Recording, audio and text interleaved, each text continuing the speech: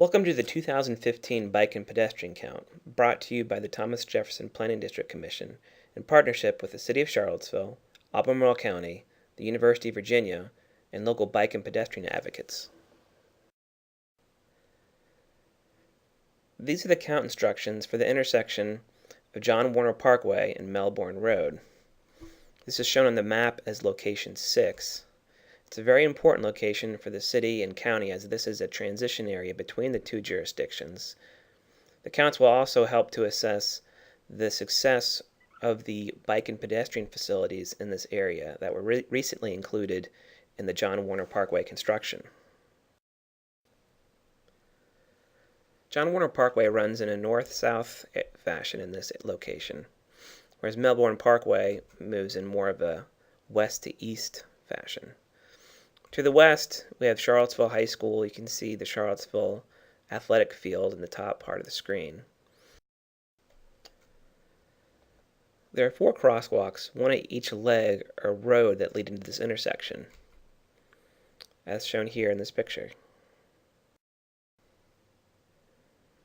Along John Warner Parkway, the pedestrian facilities are off of the street on these trails. On Melbourne Parkway, there are sidewalks on both the north and south side of the street. Here's a picture of the intersection from the northeast corner. Again, you can see the crosswalks going across each leg of the intersection, as well as the pedestrian trails seen on the left side of the screen. When conducting these counts, you can really stand at any of the 4 corners of this intersection. We recommend the northeast corner because there's more shade, but it's really up to the volunteer and what they feel more comfortable with. In this count, volunteers will count the number of pedestrians that move through the intersection. Volunteers will also count the number of bicyclists and the movements of those cyclists as they move through this area. That includes their turning movements and whether they move straight through the intersection. This is the bike count form where volunteers will record the number and movement of cyclists through the intersection. There are 12 boxes in this diagram representing the various turning movements in the intersection. When a cyclist passes through this location, make a tick mark in the appropriate box, indicating the movement and direction from which the cyclist approached.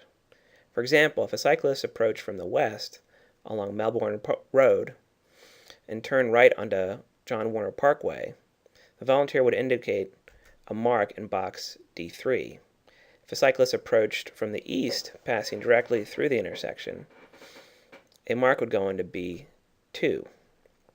Volunteers are asked to indicate these counts in 15-minute increments to provide a more detailed breakdown of the counts. Every 15 minutes, start a new form and make sure to indicate the time on each sheet.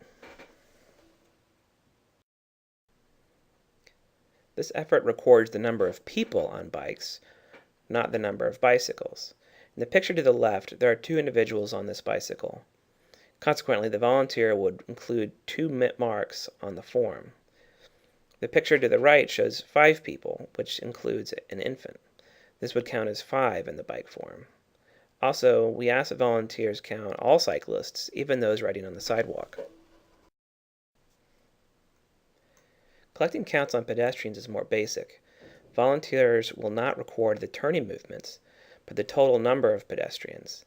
These marks will go into a box on the form apart from the intersection, seen here. No matter the turning movements in the intersection, each pedestrian will count as 1 in the sidebar.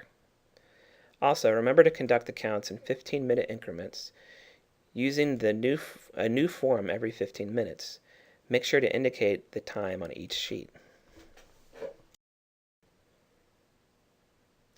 When conducting the pedestrian count, make sure to include people in wheelchairs and children in strollers. For people on skateboards and rollerblades, mark those individuals as other on the form. When volunteers arrive at the site, they should bring a copy of the count instructions, the location map, and most importantly, the count form with the intersection diagram. If you would like to borrow a clipboard, please visit the TJPDC offices and check one out. Also, make sure to bring extra pens and pencils, along with contact information of the project lead, Will Cockrell, in case someone on site inquires about the count and would like to learn more. Bring sunscreen, snacks, and water, especially if you're accounting for more than an hour.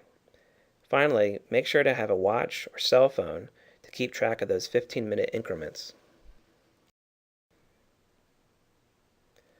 Once you've reached the site, become familiar with your surroundings. If you ever feel unsafe, stop counting and leave the location. Your safety is our priority. Also, it's best to arrive 15 minutes before the time slot, allowing yourself to become familiar with the intersection. This may also allow time to interact with the volunteer from the previous time slot and ask about any difficulties he or she experienced with the count. For more information, visit the project website. You can find detailed count instructions and forms for the different locations, frequently asked questions, along with other information. If you would like to sign out a clipboard or pick up copies of the forms, please visit the TJPDC offices at 401 East Water Street. The project lead is Will Cockrell. You can contact him with any additional assistance or questions about the count. We would like to thank all of our volunteers for their efforts. This information will be critical for identifying and prioritizing bike and pedestrian projects in our area. We greatly appreciate your time and look forward to seeing your counts. Thank you.